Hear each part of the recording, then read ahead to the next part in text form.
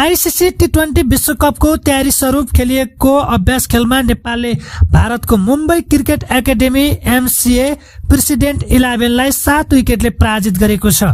पहिलो अभ्यास खेलमै नेपालले ब्याटिङ र बलिङ दुवैतर्फ धमाकेदार प्रदर्शन गर्न सफल भयो। खेलमा पहिले ब्याटिङ गरेको एमसीएले निर्धारित 20 ओभरमा 9 विकेट गुमाउँदै 142 रन बनाएको थियो। नेपालका बलरहरूमध्ये नन्दन यादवले उत्कृष्ट प्रदर्शन गर्दै मात्र 2 ओभरमा 9 रन खर्चेर 2 विकेट लिए। कुशल भुर्तेले पनि 4 ओभरमा 25 रन दिएर 1 विकेट हात पारे।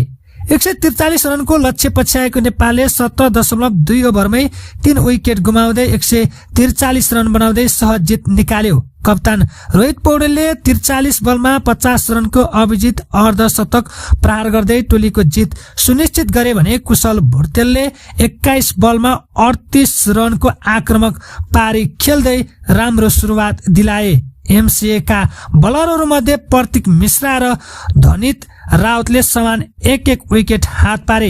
विश्वकपको तयारीलाई मजबुत बनाउने उद्देश्यले खेलिएको यस अभ्यास खेलमा नेपालको ब्याटिङ र बलिङ दुवै पक्ष सन्तुलित देखिएको छ।